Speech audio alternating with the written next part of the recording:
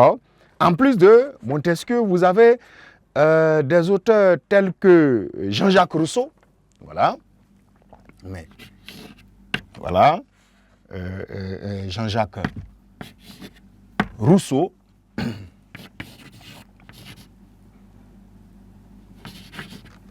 Comme ça, c'est bien ça. Donc Jean-Jacques Rousseau et des auteurs tels que Denis Diderot, qui est l'auteur de Jack le Fataliste. Jack. Voilà. Le Fataliste.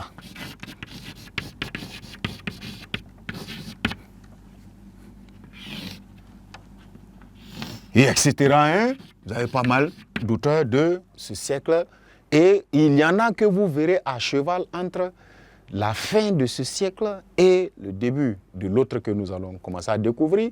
Et parfois d'autres qui ont traversé même la véritable moitié du XVIIIe siècle vers le XIXe siècle.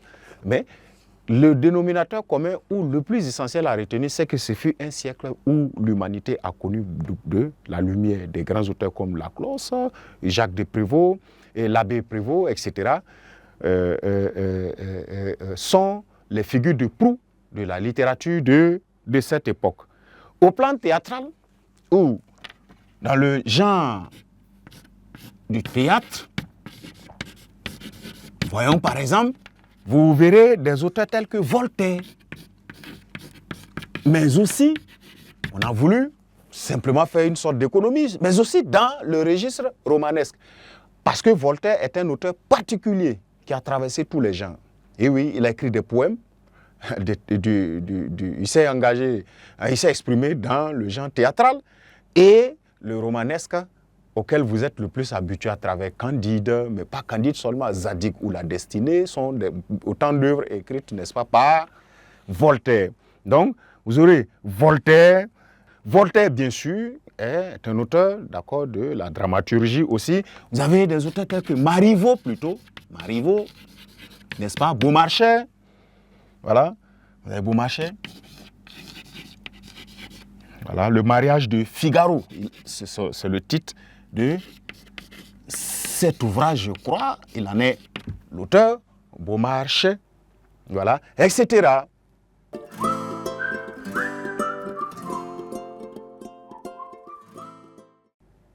Ensuite, dans le registre de la réflexion purement philosophique, d'accord, le genre véritablement philosophique, je crois que c'est visible, philosophique, n'est-ce pas? Vous aurez encore des auteurs tels que Voltaire. Je vous l'ai dit que c'est un auteur assez prolixe. Il a traversé plusieurs registres, plusieurs genres. Parce que quand vous prenez Candide même, c'est un conte philosophique. Mais avant Candide, il a encore un autre brillant conte philosophique qui est Zadig. Donc, dans le genre philosophique, à proprement dit, nous avons, comme je l'ai dit, Voltaire. Vous aurez également Jean-Jacques Rousseau. D'accord, vous voyez. Il est à la fois, alors on l'a nommé dans le genre romanesque, il est à la fois romancier et philosophe. Donc, Jean-Jacques Rousseau, voilà. Des auteurs tels que, également, Denis Diderot, Montesquieu aussi, d'accord. Voilà. Vous avez Denis Diderot, voilà. Denis Diderot, etc. Voilà les grandes figures de cette... voilà, Montesquieu c'est déjà dit, mais il est également dans le registre des penseurs, voilà, des penseurs qu'on met dans le genre philosophique. Alors voilà, chers apprenants, un petit indicatif, c'est que vous pouvez retenir sur, d'accord, les caractéristiques de ce XVIIIe siècle-là, qui a pour l'essentiel été un siècle de la révolution, en termes des idées, des pensées, voilà, la conduite de la science, l'appréciation même du monde. Tout est tout commence à être passé sous la lumière, tout commence à être passé sous la loupe de la science. Point de dogmatisme encore, point de préjugés comme c'était le cas dans les siècles passés. Et pour approfondir tout ceci, je voulais fréquemment dire, les ressources telles que le net constituent de bons endroits d'investigation pour pouvoir vous outiller à plus, n'est-ce pas, de